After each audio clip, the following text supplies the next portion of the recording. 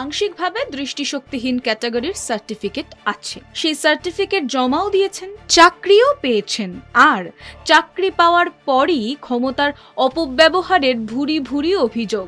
হ্যাঁ, একটি মেয়ে এই কাণ্ড ঘটিয়েছেন।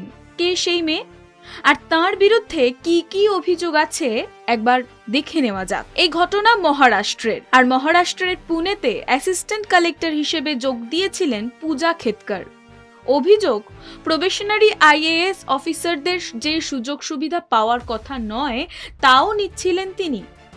নিজের অডি গাড়িতে লালবাতি এবং মহারাষ্ট্র সরকারের বোর্ড লাগিয়ে ঘুরতেন তিনি, যদিও সেই অনুমতি নেই প্রবেশনারি আইএএস অফিসারদের। শুধু তাই নয়, অ্যাডিশনাল কালেক্টর অজয় মোরে যখন থাকতেন না তখন তাঁর চেম্বারের একাংশ দখল করতেন। অ্যাডিশনাল কালেক্টরের অনুমোদন ছাড়াই তাঁর অফিসের আসবাবপত্র সরিয়ে ফেলেন বলেও অভিযোগ উঠেছে। এখানেই শেষ নয়, রেভিনিউ অ্যাসিস্ট্যান্টকে পূজা নির্দেশ দেন লেটার হেড দিতে হবে তাঁকে, ঘরের বাইরে রাখতে হবে নেম প্লেট, আরও জানিয়ে দেন সিনিয়র আধিকারিকদের মতোই সুযোগ সুবিধা দিতে হবে তাঁকে।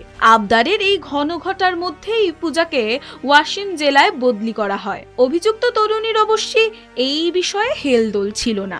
এর মধ্যেই জানা যায় আংশিকভাবে দৃষ্টিশক্তিহীন ক্যাটাগরির সার্টিফিকেট যাচাইয়ের জন্য পূজাকে দিল্লি ডেকে পাঠিয়েছিল এইমস।